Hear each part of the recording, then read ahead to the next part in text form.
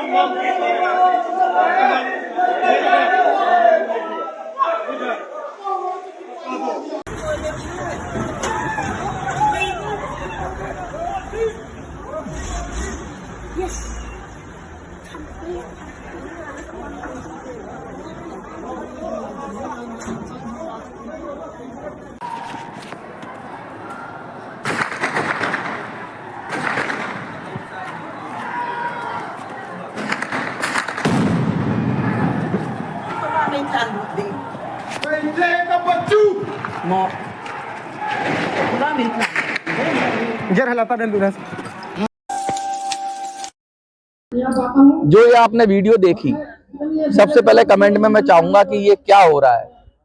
कुछ लोग कह रहे हैं कि ये कुकी समाज के अंदर ही अंतर्द्वंद है, कुछ लोग कह रहे हैं ट्राइबल समाज के अंदर अंतर्द्वंद है, कुछ लोग कह रहे हैं कि मैतेई समाज की ये वीडियो है।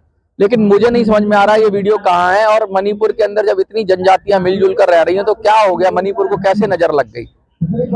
सबसे पहले हम बात करेंगे, जब भारत का विभाजन हुआ, विभाजन ही कहूंगा मैं, क्योंकि भारत तो बहुत बड़ा था, अखंड भारत था, तो अंग्रेजों ने इस तरीके से उसकी सीमाएं बनाई जिसमें बहुत सारा मुश्किलें रही, बहुत सारी लोगों को मुश्किलें हुई। हम पंजाब के बॉर्डर की बात करें तो पंजाब का बॉर्डर काटा गया, तो इस तरह से काटा गया, देखा नहीं गया। तो बहुत सारे हमारे भाई कहते हैं जिन्होंने लाहौर ना देखा, इन्होंने कुछ ना देखा, तो लाहौर उधर रह गया।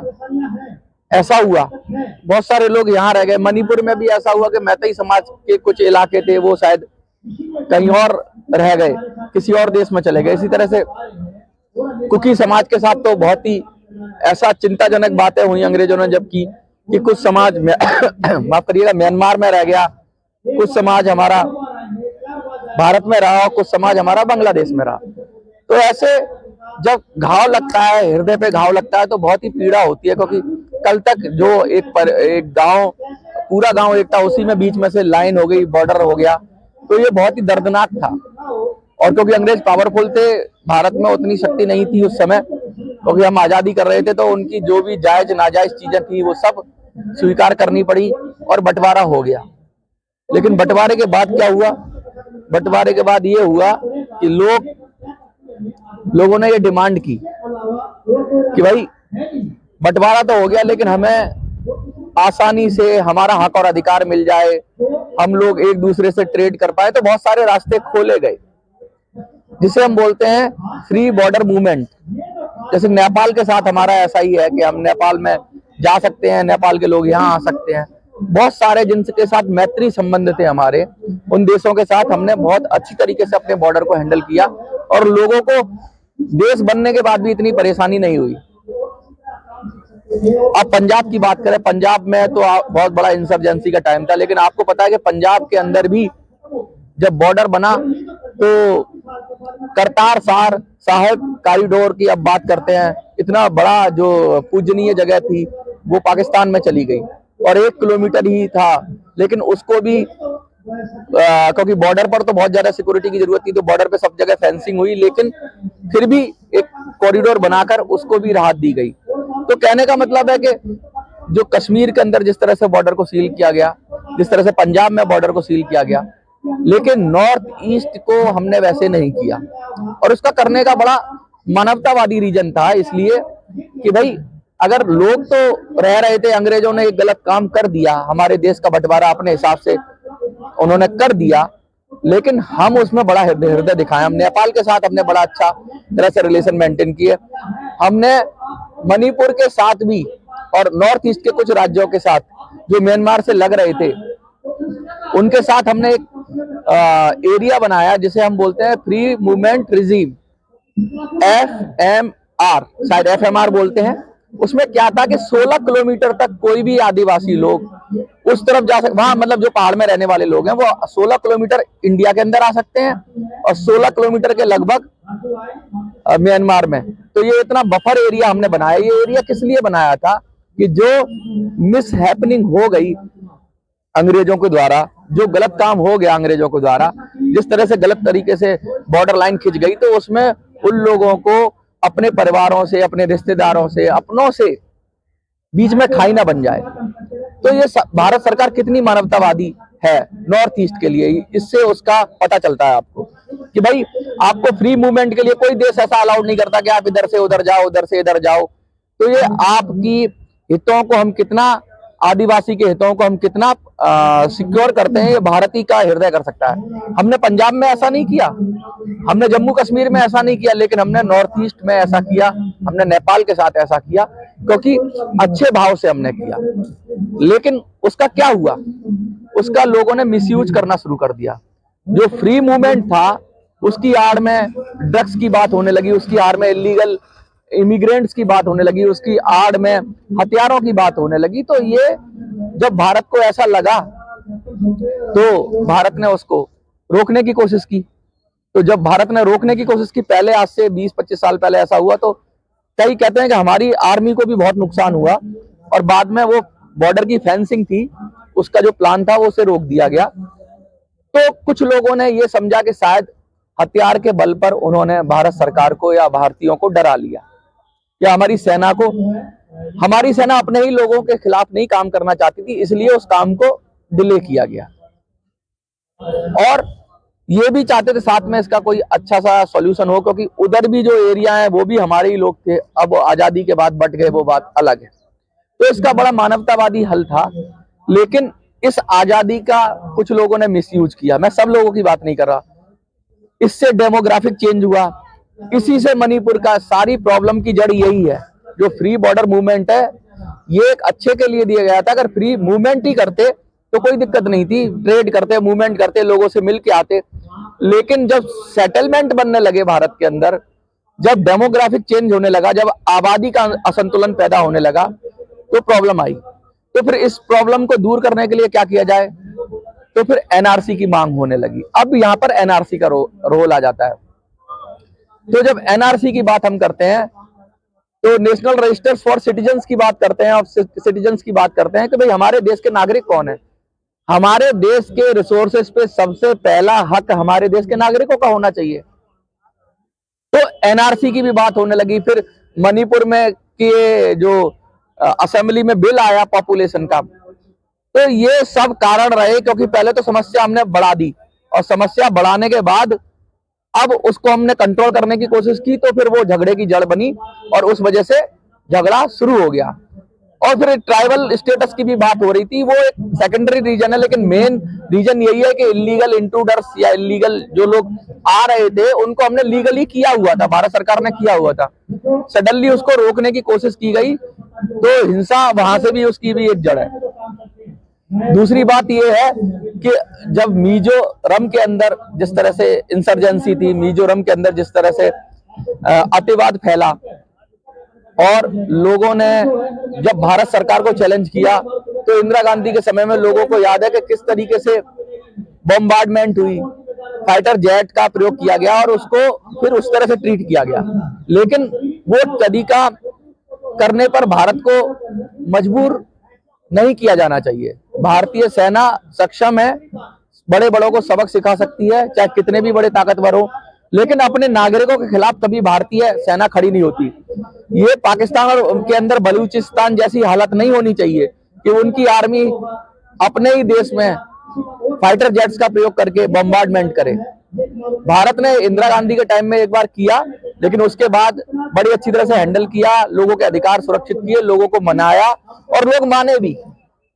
तो जो कट्टरपंथी हैं, जो कम्युनल लोग हैं, जो कम्युनिटी को बहुत ज्यादा महत्व देते हैं और देश को पीछे रखते हैं, वो लोग सिरदर्द करते हैं, लेकिन उस सिरदर्द का इलाज ऑपरेशन नहीं है। उस सिरदर्द का इलाज अगर डिस्प्रिन की गोली से हो जाए तो वो ठीक है। तो एनआरसी को इम्प्लीमेंट करना है, अपने देश को प्रोटेक्ट करना है, तो हर मणिपुरी का, हर देशवासी का ये कर्तव्य है कि हमारे देश में हमारे देश के लोगों का पहले हक होना चाहिए। अब दिक्कत कहाँ आ रही है? दिक्कत आ रही है ट्राइबल एरिया पे। ट्राइबल एरिया में जिस तरह से लोग इधर बॉर्डर से इस तरफ उस तरफ जा रहे हैं, तो सरकार अब फेंसिंग की बात कर रही है। वो कुछ लोग कहते हैं फेंसिंग के बाद भी तो आएंगे लोग, तो आ जाएंगे, लोगों को तो आना ही है, लोगों को रोक नहीं सकते अगर आना चाहते हैं।